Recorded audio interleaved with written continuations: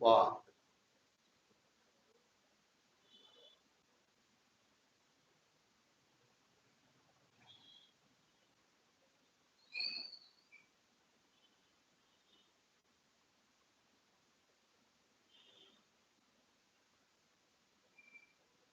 لا حول ولا قوة إلا بالله العلي العظيم أعوذ بالله من الشيطان اللعين الرجيم بسم الله الرحمن الرحيم الحمد لله رب العالمين والصلاة والسلام على أشرف الأنبياء والمرسلين سيدنا ونبينا وشفيع ذنوبنا وحبيب قلوبنا ومولانا بالقاسم محمد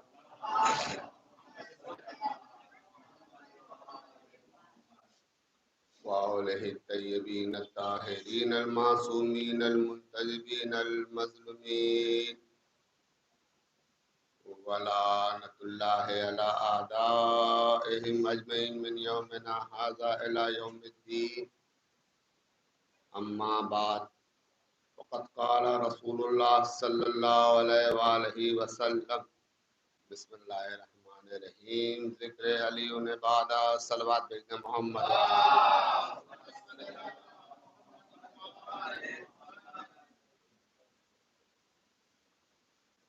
حاضرین مجلس سوگواران مظلوم کربلا عزاداران سید الشہداء خداوند عالم آپ کو آپ کے جذبوں کو آپ کی عزاداری کو آپ کی فرش عزا اور آپ کی اجر رسالت کو خوشب قبولیت عطا فرمائے۔ پروردگار عالم تمام محبان بیت علیہم السلام کو کوئی بھی غم نہ دے سوائے غم سید الشہداء کے۔ جیسا کہ آپ مسلسل اس حدیث کے ذیل میں فضائل مولا کائنات سماعت فرما رہے ہیں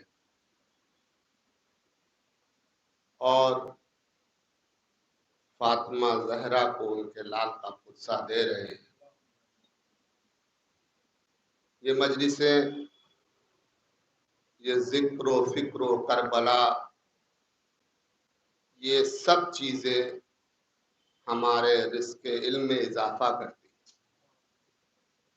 ہیں۔ آپ غور فرمائیں۔ اور جیسا کہ جو ہمارا مذہب ہے، مذہب اسلام اتنا خوبصورت مذہب ہے، اور اس کی دلیل یہ ہے کہ اس مذہب میں کوئی زور، کوئی زبردستی نہیں،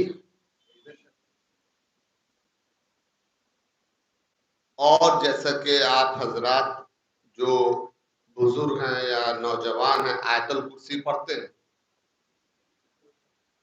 اس آیت الکرسی میں ایک لفظ آتا ہے جس کو کہتے ہیں لا اکراہ فی الدین، کہتے ہیں لا اکراہ فی الدین، دین میں کوئی اکراہ نہیں، کوئی زبردستی نہیں ہے۔ لا اکراہ فی الدین، دین میں کوئی جبر نہیں ہے،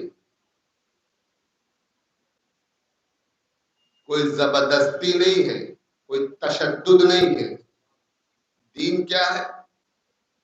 دین رضامندی، انکنڈیشنل سرنڈر، ٹوٹل کمٹمنٹ، اطاعت مطلقہ گردن نہادن کا نام ہے.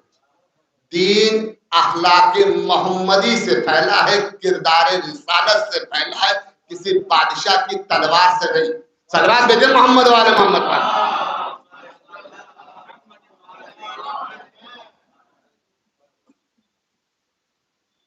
جیسا کہ لوگ سمجھتے ہیں کہ دین جو پھیلا وہ تلوار سے پھیلا.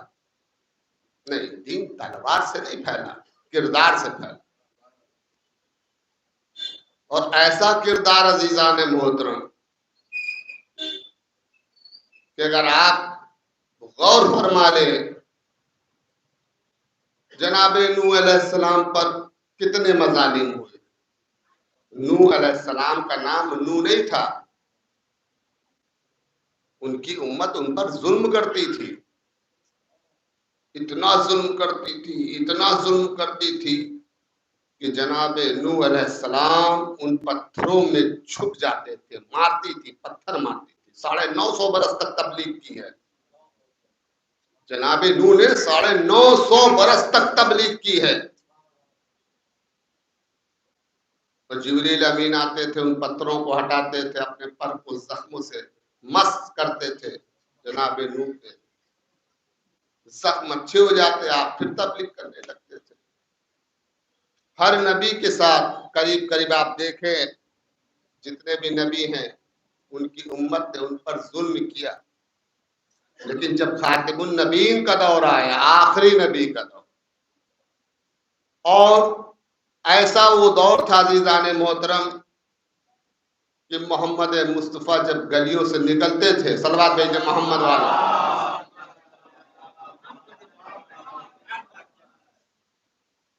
آپ پر غلاظتیں ڈالی گئیں. ایسا نہیں ہے. نبی وہ ہوتے تھے عزیزان محترم، ان کا سوشل بائیکاٹ کیا گیا ہے. آپ دیکھیں 3.5 برس تک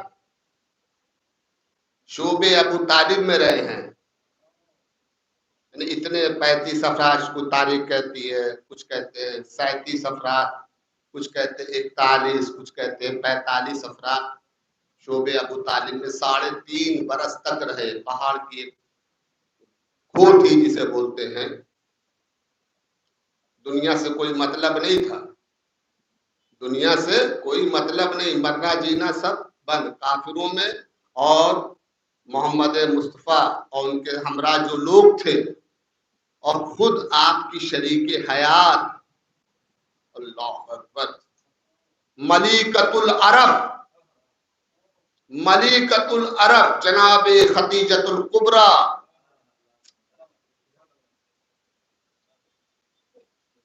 عرب پتی، یعنی کہ سوچیں آپ، اتنی جس کے پاس دولت ہو اس شریک حیات نے کبھی اف تک نہیں کیا محمد مصطفیٰ کے ساتھ رہی، یا کبھی کہا ہو کہ میں قالینوں پہ پیر رکھنے والی، میں آرام میں رہنے والی، آزائش میں رہنے والی، آپ نے مجھے کہاں لے آئے اس جگہ جہاں نہ آرام ہے، نہ سکون ہے، نہ کھانے کی کوئی فیسلٹی ہے. اور کھانا کون لا کے دے رہا ہے، پانی کون لا کے دے رہا ہے. شعبے ابو طالب 3.5 برس تک رہے عزیزان محترم. کون تھا اس وقت؟ مجھے بتائے تاریخ میں کون تھا اس وقت محمد مصطفیٰ کی حمایت کرنے والا؟ شبلی نعمانی لکھتے ہیں کہ 3.5 برس تک شعبے ابو طالب میں رہے ہیں 35 افراد، کچھ کہتے ہیں 37 افراد، کچھ کہتے 41 افراد. لیکن آپ مجھے بتائیں، مجھے اس سے بحث نہیں ہے کہ 35 تھے یا 36 تھے یا 40 تھے. مجھے تو یہ بتانا ہے کہ اتنے دن جو رہے ہیں تو حمایت میں کون رہا ہے. وہ لکھتے ہیں کہ رات کی تاریخی میں ایک بزرگ انسان اپنی ضعیفی کے عالم میں اپنے پشت پر آٹے کی بوری ساتھ میں لے کر آتا تھا، اور ساتھ میں اس کے بچہ رہتا تھا، وہ مشکلہ لے کر آتا تھا. اب مجھے بتائیں، میں کہتا ہوں شبلی نعمانی نے اتنا لکھ دیا، کیا اتنا لکھنے میں ان کو تکلیف ہو رہی تھی؟ کیا یہ نہیں لکھ سکتے تھے کہ ہاں ابو طالب تھے اور ان کا بیٹا علی تھا؟ صلوات علی محمد و آل محمد. علی حیدر کرار، علی حیدر کرار، علی حیدر کرار، علی حیدر کرار، علی حیدر کرار، علی کل کے مددگار، علی حیدر کرار، علی کل کے مددگار، علی حیدر کرار، علی کل کے مددگار، علی حیدر کرار، علی جنگ کو بھی تیار، علی حیدر کرار، علی جنگ کو بھی تیار، علی حیدر کرار، علی جنگ کو بھی تیار، علی حیدر کرار، سارے حیدری، یا علی حیدر۔ اب دیکھیں 3.5 برس تک شعبہ ابو طالب میں رہنا، اور معاہدہ ہوا، باقاعدہ معاہدہ ہوا تھا کافروں میں اور اللہ کے رسول میں۔ اب دیکھیں یہ کس کے ساتھ ہو رہا ہے؟ ابھی وَانذِرْ عَشِيرَتَكَ الْأَقْرَبِينَ کی آیت نہیں آئی ہے۔ آپ دیکھیں جب وَانذِرْ عَشِيرَتَكَ الْأَقْرَبِينَ کی آیت آئی ہے تب پیغمبر اسلام نے کوہ ابو قبیس کی بلندی سے اترنے کے بعد کہا اے علی دعوت کا اہتمام کرو، دعوت کا اہتمام کرو، کافروں کو بلاؤ۔ آپ دیکھیں دعوت کا اہتمام جو ہوا ہے محلے والوں میں نہیں ہوا ہے، پہلے رشتہ داروں میں ہوا ہے، قرابت داروں میں جو سب سے زیادہ قریب ہے اس کو دعوت کا اہتمام کرو۔ عزیزان محترم دیکھیں، ارے اس وقت تو مکہ بھی موجود تھا، ارے کعبہ بھی موجود تھا، آپ دیکھیں، لیکن دعوت ذو العشیرہ اسلام کی پہلی دعوت نہ مکے میں ہوئی ہے، نہ کعبے میں ہوئی ہے، نہ رسول خدا کے گھر میں ہوئی ہے۔ اگر اسلام کی پہلی دعوت ہوئی ہے تو وہ ابو طالب کا گھر تھا جہاں اسلام کی پہلی دعوت ہوئی۔ صلوات علی محمد و آل محمد۔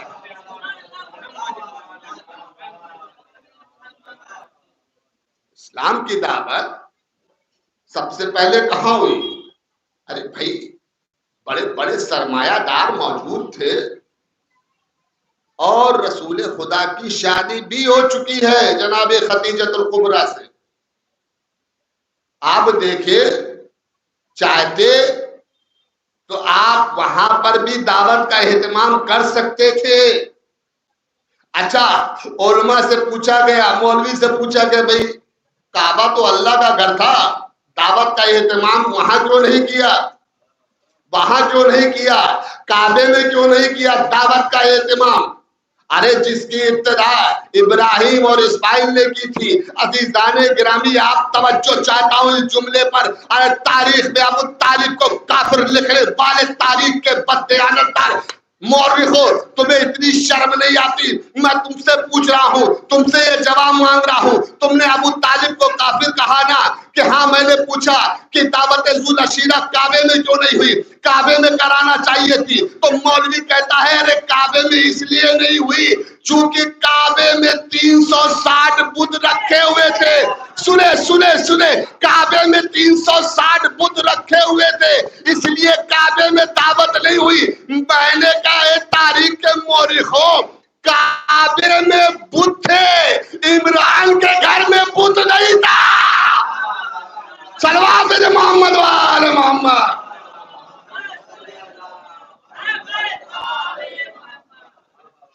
رحمان کے گھر میں بت تھے، عمران کے گھر میں بت نہیں تھا۔ آپ دیکھیں عرب کلچر میں، اگر آپ عرب کلچر پڑھیں گے تھوڑا سا آپ کو پیچھے جانا پڑے گا اسلام کو سمجھنے کے لیے۔ عرب کلچر میں یہ تھا اس زمانے میں، چونکہ کوئی مسلمان نہیں تھا۔ بھئی مسلمان کون ہوتا؟ جب تک اعلان رسالت نہیں ہوا، آپ کہتے ہو نا کہ رسول نے 40 برس کے بعد اعلان رسالت کیا۔ کہتے ہو ایک چیز کو سمجھے آپ، اگر نہیں معلوم ہے نوجوانوں کو میں بتا رہا ہوں، رسول اللہ کے لیے آپ لکھتے ہو، سیرت نگار لکھتے ہیں کہ 40 برس کے بعد اعلان رسالت کیا یا نہیں کیا؟ ہم مانتے ہیں کہ رسول جب دنیا میں آئے تو بھی رسول تھے، رسول دنیا میں آئے تو بھی نبی تھے، رسول دنیا میں آئے تو بھی معصوم تھے۔ آپ لکھتے ہو نہیں، رسول نے 40 برس کے بعد اعلان رسالت کیا۔ آپ کہتے ہو نا، میں آپ کی بات مانتا ہوں 40 برس کے بعد اعلان رسالت کیا، لیکن عزیزان گرامی تو 40 برس تک لوگ مسلمان نہیں تھے. جب اعلان رسالت نہیں کیا تو مسلمان کہاں سے ہوں گے بھائی؟ جب اعلان رسالت نہیں کیا تو مسلمان کہاں سے ہوں گے؟ اب آپ غور فرمائے، ابھی دعوت ذوالعشیرہ نہیں ہوئی ہے. جب دعوت ذوالعشیرہ ہوئی اس کے بعد اعلان کیا نا، رسالت کا اعلان کیا. کیا اعلان کیا؟ یہی تو کیا، کہو لا الہ الا اللہ محمد الرسول اللہ. یہی تو اعلان کیا، کہو اللہ ایک ہے، ہم اس کے رسول ہیں. کہلوایا نہیں کہلوایا؟ لیکن ابھی میں وہاں تک نہیں جاتا، ابھی تھوڑا سا آپ کو سمجھا دوں تاکہ عرب کا کلچر سمجھ میں آ جائے. اسلام سمجھنا بہت ضروری ہے. اب عزیزان گرامی ہوا کیا کہ اس زمانے میں جو کافر تھے، کافر اس زمانے میں بتوں کی پوجا کرتے تھے. کس کی کرتے تھے؟ بتوں کی پوجا کرتے تھے. اور کعبے میں بہت سے طاق بنے ہوئے تھے. کیا بنے ہوئے تھے؟ طاق. اور عرب جو تھا وہ قبیلوں پر مشتمل تھا. کس پر مشتمل تھا؟ قبیلوں میں. یعنی اس زمانے میں جو عرب کلچر تھا وہاں پہ جو قبائل تھے ہر ایک کا اپنا اپنا قبیلہ ہوتا تھا. کسی قبیلے میں 1000 آدمی، کسی قبیلے میں 2000، کسی میں 5000، ایسے ہوتے تھے. عزیزان گرامی اس زمانے میں جس کا قبیلہ زیادہ وزنی ہوتا تھا، پاورفل ہوتا تھا، میری بات کو ذہن میں رکھے، جو جتنا پاورفل قبیلہ ہوتا تھا اس کا بت کعبے کی اتنی ہی بلندی پر رکھا جاتا تھا. توجہ، صلاۃ دے دے محمد وآل محمد.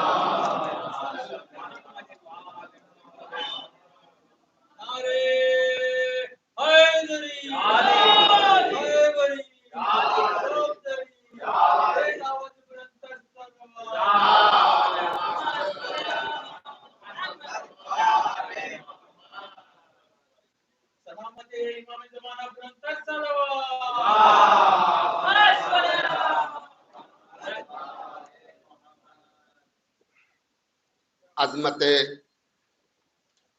پنجتن پاک پر با آواز بلند صلوات.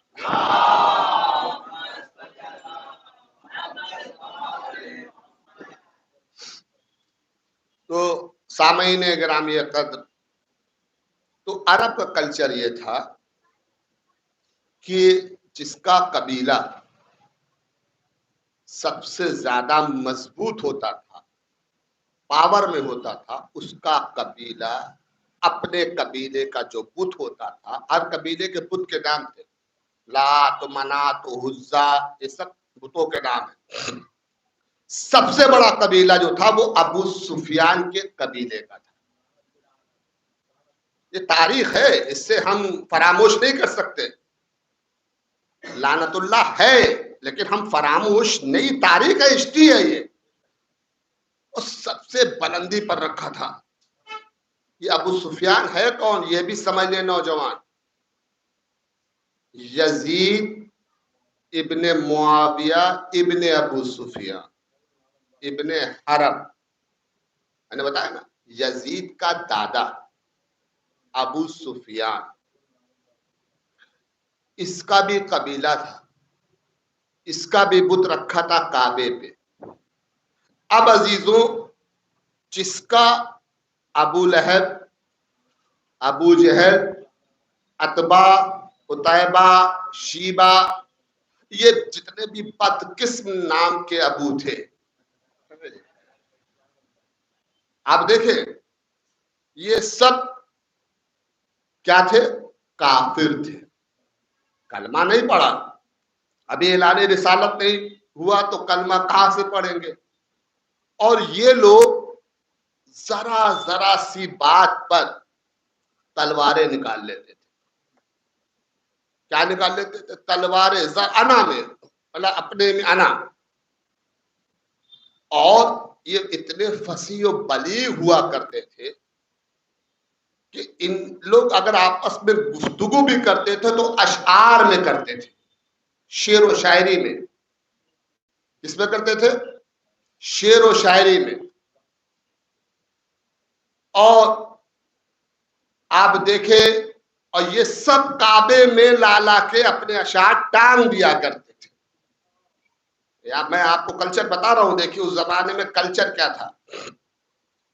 اور جب پیغمبر اسلام نے دعوت ذوالعشیرہ کی، انشاءاللہ وضاحت کروں گا آگے کی مجلسوں میں، کہ دعوت ذوالعشیرہ چونکہ ابتدائے اسلام ہے، اسلام کا ابتدا جو ہوئی ہے وہ کہاں سے ہوئی ہے؟ عشیر سے ہوئی ہے. اور انتہا کہاں پہ ہے اسلام کی؟ غدیر میں ہے.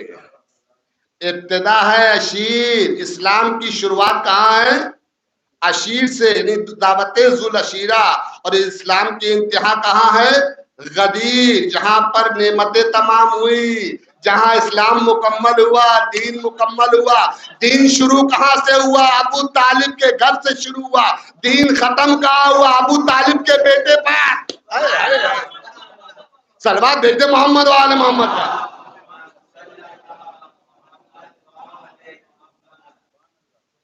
تھوڑا تھوڑا آپ بیدار ہوتے رہیں. اللہ آپ کو اور آپ کی سماعتوں کو خداوند کریم قبول فرمائے اور آپ کی عزاداری کو مولا قبول فرمائے. لیکن عزیزان محترم، آپ ذرا سا متوجہ ہوتے رہیں تاکہ ہمیں پتہ چلے کہ اسلام کی ابتدا میں ہوا کیا کیا. ہمیں جو یہ اسلام ملا ہے یہ کتنی کتنی صعوبتیں، کتنی کتنی مشکلات، کتنی کتنی قربانیاں دے کر کے یہاں تک پہنچا ہے. بہت قربانیاں دی ہیں. یعنی اب عزیزان محترم، پیغمبر اسلام کے لیے یہ ملتا ہے، معاذ اللہ سیرت نگاہ لکھتے ہیں کہ آپ 40 برس تک وہ تھے جیسے ہم ہیں، اپنے جیسا، اور رسول کو اپنے جیسا مانتے تھے. اور سورہ کہف کی آیت ہے، قل انما انا مثلکم، ہے نا، کہ میں تمہارے جیسا ایک بشر ہوں. سورہ کہف کی 110 آیت آپ قرآن اٹھا کر دیکھیں کہ میں تمہارے جیسا ایک بشر ہوں. حبیب ان سے کہہ دو کہ میں تمہارے جیسا ایک بشر ہوں. عزیزان گرامی، محمد مصطفیٰ کو اپنے جیسا سمجھ رہے تھے اور کہا کہ آپ نے 40 برس تک اعلان رسالت نہیں کیا، اور جب 40 برس پر آپ نے اعلان رسالت کیا ہے اور کافروں کو بلایا ہے، دعوت کا اہتمام کیا ہے، اور دعوت کا اہتمام کر کون رہا ہے؟ یعنی رسول کہہ کس سے رہے ہیں؟ علی سے کہہ رہے ہیں، اپنے چچا ابو طالب سے کہہ رہے ہیں، اے چچا ابو طالب. اب آپ دیکھیں اسلام پر خرچ کس کا ہوا؟ ہے اسلام کی پہلی دعوت کہاں ہوئی؟ ابو طالب کا گھر ہے، اور جہاں چاول بھی ابو طالب کا ہے، روٹیاں بھی ابو طالب کے ہیں، گوشت بھی ابو طالب کے گھر میں پک رہا ہے، روٹیاں بھی ابو طالب کے گھر میں بن رہی ہے، دعوت کا اہتمام بھی ابو طالب کے گھر میں ہو رہا ہے، کافروں کو بلایا جا رہا ہے. عرب کے صنادید قریش 40 قبیلوں کے سردار کھانا کھا رہے ہیں، اور کھانا کھاتے کھاتے جب کھانا کھا چکے، ایک مرتبہ پیغمبر اسلام نے چاہا کہ میں اعلان رسالت کروں. ایک مرتبہ ابو جہل نے لوگوں کو ورغلا دیا، ارے چلو چلو یہاں سے چلو. لوگ کھانا کھائے اور کھانے کے بعد چلے گئے. کافر کی عادت ہی ہوتی ہے کھانا کھاؤ نکلو، یہ عادت ہے عزیزان محترم. اور یہ سلسلہ چلتا رہا. ایک دن ہوا، 2 دن ہوا، تیسرے دن جب جناب ابو طالب نے دعوت کا اہتمام کیا، آپ عزیزان محترم سنے، تیسرے دن جب دعوت کا اہتمام ہوا اور کافر آئے، کھانا کھایا، ایک مرتبہ ابو جہل نے لوگوں کو ورغلا دیا کہ ان کی بات نہ سننا، ان کی بات نہ سننا. عزیزان گرامی، بس ایک مرتبہ جناب ابو طالب کو غیظ آ گیا. ایک مرتبہ جناب ابو طالب نے ایک مرتبہ ابو جہل کے گریبان میں ہاتھ ڈالا، اور ہاتھ ڈالنے کے بعد ایک مرتبہ زمین پر بٹھایا اور کہا، یہ ابو طالب तालिब आज तुम्हें उस वक्त तक यहाँ से उठने नहीं देगा जब तक मेरा बेटा मोहम्मद ऐलान रिसालत न कर दे। सलात मोहम्मद वाले मोहम्मद पर।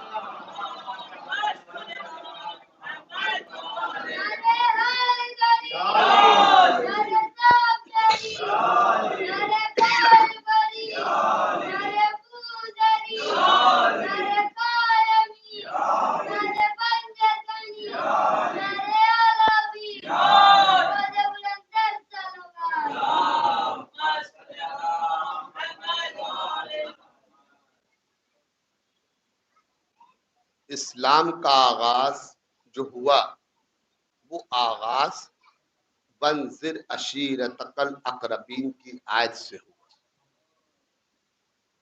اور یہ آیت جب نازل ہوئی تو پیغمبر اسلام کوہ ابو قبیس کی پہاڑی سے اترے اور علی سے کہا علی قرابت داروں کو بلاؤ۔ اب مجھے آپ بتاؤ قرابت داروں میں سب سے قریب کون تھا؟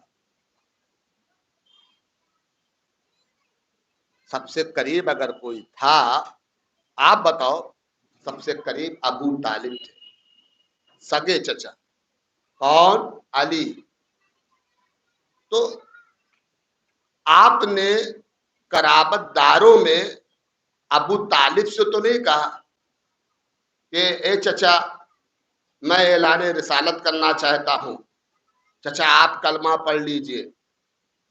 ابو طالب تو حمایت کر رہے ہیں نا پیغمبر اسلام کی، کلید بردار حرم ہے، رئیس بطحاں ہے۔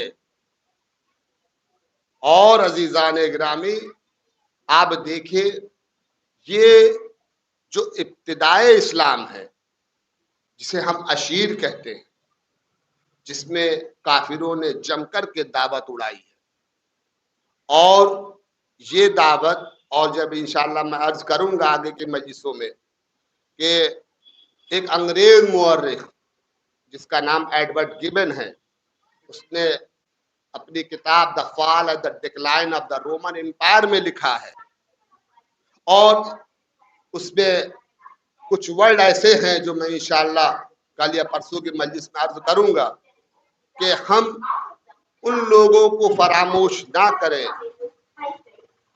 جنہوں نے علی کی کتاب نہج البلاغہ کو تعسف کی عینک اتار کر پڑھا۔ علی نے جو کتاب لکھی ہے نہج البلاغہ، اس پر اسٹڈی لوگوں نے کی ہے۔ ہم بھلے اسٹڈی نہ کریں لیکن دوسری قومیں اسٹڈی کر کے آج ترقی یافتہ ہو رہی ہے۔ آپ دیکھیں، اور ہم نے یہ دیکھا ہے، عمل دیکھا، بس آخری مرحلے میں گفتگو کہ یہ قرآن، ابھی قرآن اترا نہیں عزیزان محترم، ابھی قرآن نازل نہیں ہوا ہے، ابھی 23 برس آیتیں آنا ہے، 23 برس، میں نے کیا کہا 23 برس آیتیں آنا ہے۔ اور عزیزان محترم آپ دیکھیں ہمارے کیا ایک کسٹم چلتا ہے، ایک ریتی رواج چل رہا ہے، یہ جو ہمارے کیا شادیاں ہوتی ہیں اس میں یہ ہوتا ہے کہ بھئی دیکھیے سب سے پہلے قرآن خریدا جائے گا، قرآن خریدا، بھئی لڑکی رخصت ہوگی ساتھ میں قرآن جائے گا، مگر افسوس اس بات کا نہیں ہے، اچھا عمل ہے، اچھا طریقہ ہے، عمل اس بات کا ہے وہ قرآن کہاں رکھا رہتا ہے؟ ہمارے گھروں میں رکھا ہے، جا کر دیکھیے اس پر دھول جمی ہوئی۔ میں بلا مبالغہ کہہ رہا ہوں یہ 80% ہے، میں 20% کی ذمہ داری نہیں لیتا، 80% لوگوں کے ہاں قرآن رکھے رہتے ہیں الماریوں میں، ریحل پر، اس پر دھول آ رہی ہے، گرد آ رہی ہے۔ کیا کسی کو توفیق ہے کہ ہم اس قرآن کو کھولے، ایک آیت پڑھ لو، ایک آیت؟ قرآن کیا ہے؟ چراغ ہدایت ہے، जितनी बार कुरान आप पढ़ेंगे यकीन करें मोजिजा उसका बता दूं उतनी बार आपको एक अलग नतीजा मिलेगा। कोई किताब पढ़ो तो एक ही नतीजा मिलता है ना, कुरान आप 10 बार पढ़ो 10 बार आपको 10 नताइज मिलेंगे, 10 नतीजे मिलेंगे। इसलिए कि पैगंबर इस्लाम ने कहा है कि मैं तुम्हारे दरमियान 2 चीज छोड़ रहा हूं, एक कुरान और अहले बैत। अहले बैत को तो हम लोगों ने फॉलो किया मगर कुरान को पूरी तरीके से फॉलो नहीं किया। किया नहीं किया। अब मैं बताऊं एहसास किस बात पे होता है। मेरे चूंकि आप लोग साउथ में हैं, अगर आप इधर जाएं पंजाब की तरफ या चंडीगढ़ है, पंजाब है, यूपी है, यूपी में भी मैंने एक कौम को देखा है जिन्हें बोलते हैं पंजाबी कौम।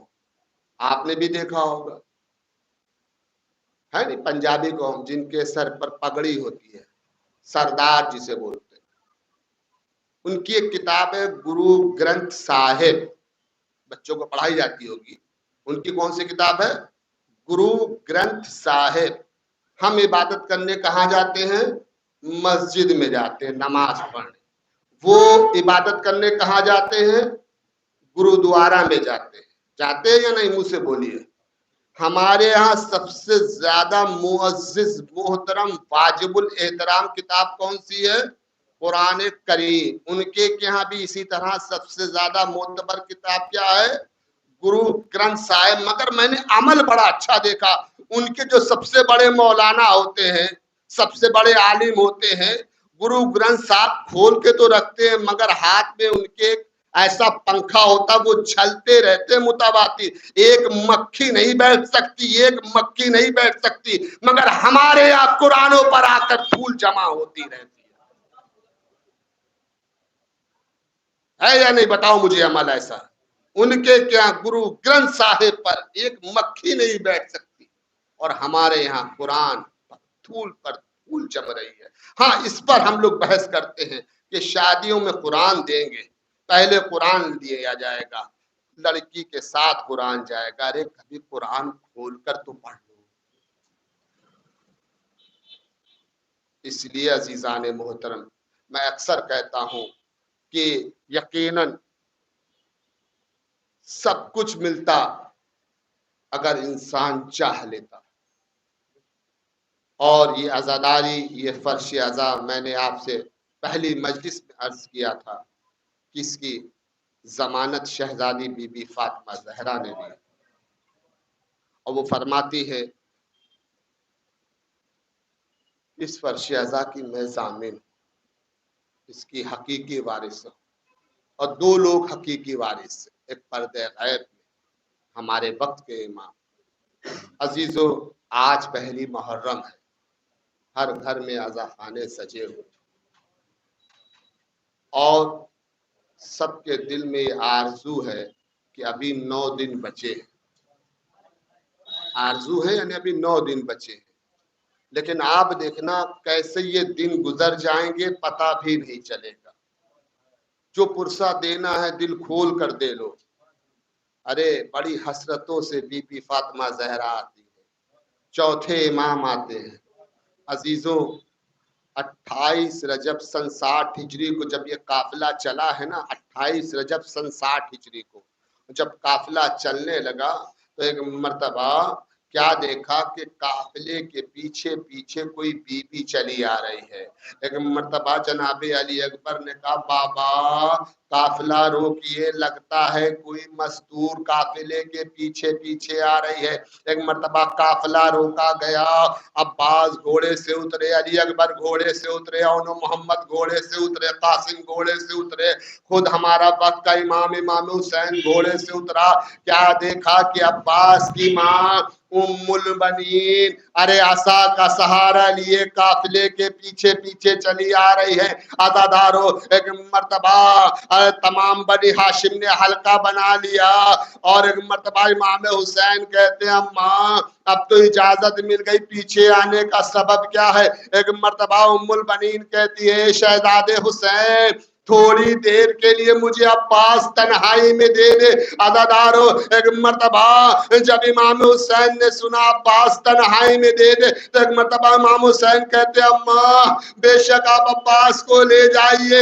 فوراً ام البنین کہتی ابھی تھوڑی دیر میں عباس کو لے آؤں گے۔ عزادارو یہ ام البنین کون ہے؟ عباس کی ماں کا نام ام البنین ہے۔ ام البنین کے 4 بیٹے تھے، ارے چاروں کربلا میں شہید ہو گئے۔ ایک مرتبہ ام البنین عباس کو لیے ہوئے روضہ رسول میں آئی۔ آنے کے بعد روضہ رسول کا دروازہ کھولا، عباس کو کہا بیٹا عباس اندر آ جاؤ۔ عباس اندر آ گئے، کہا بیٹا روضہ رسول کا دروازہ بند کر دو۔ روضہ رسول کا دروازہ بند کر دیا۔ کہا عباس یہ کیا ہے؟ ما ھذا قبر رسول اللہ، یہ رسول اللہ کی قبر ہے۔ کہا بیٹا اپنا دائنا ہاتھ قبر رسول پر رکھو۔